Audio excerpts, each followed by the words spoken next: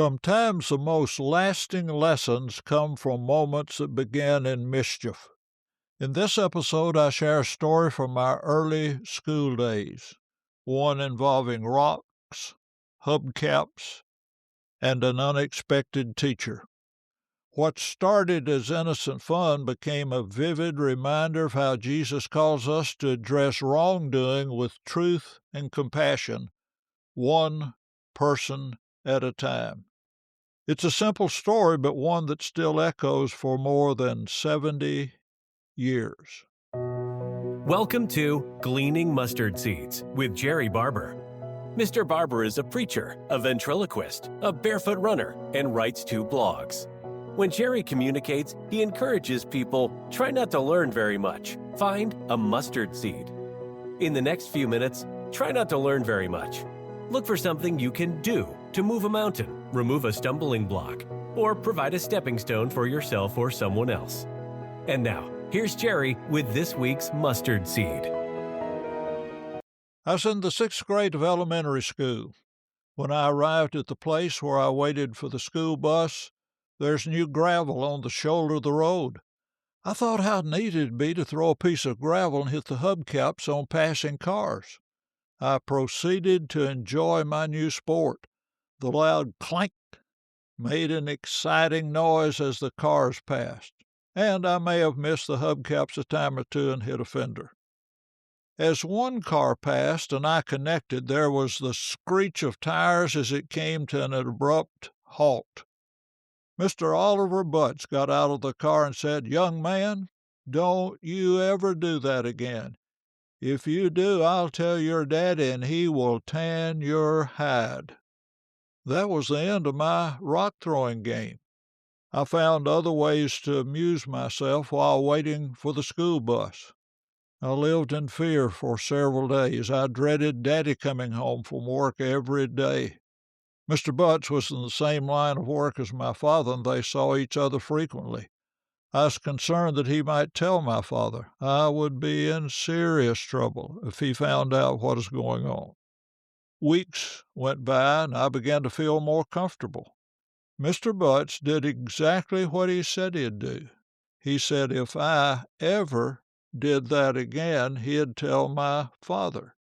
I didn't ever do that again. He didn't tell my father. That's what Jesus said to do when someone misses the mark. Moreover, if your brother sins against you, go and tell him his fault between you and him alone. If he hears you, you have gained your brother. Matthew 18:15. I sinned. Mr. Butts told me my fault between me and him alone. I heard him. We no longer had that offense standing between us. Observations from that encounter. I didn't think about the consequences of what I was doing. I thought it'd be fun to hear the noise, and it was for a short period of time. Why do people do what they do? We do what we do because we thought it was the best thing to do at the time. Proverbs 21:2. Every way of a man is right in his own eyes, but the Lord weighs the heart. What I was doing wasn't good. I hadn't thought of the possibility of missing the mark and hitting something other than the hubcap or damaging the hubcap. Mr. Butts recognized the problem and addressed it quickly. He talked in language I could understand. He followed Jesus' instruction of coming to me first to remedy the problem. He explained to me the consequences of not following his advice. I believed him. I was thankful for the process he followed. He had gained his brother. I was in fear for several days because I had some doubt as to whether he had stopped with doing what he said he would do. As weeks and months progressed, I realized he meant what he said. I've been thankful for more than 70 years for his concern about me and the way he expressed it.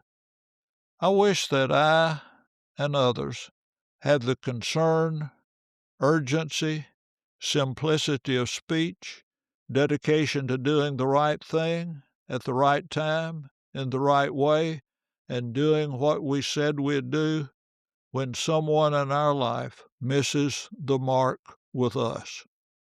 Jesus doesn't call us to be informants. He calls us to be brothers. Let's go to people we see sinning alone. The loudest lessons can be whispered in private.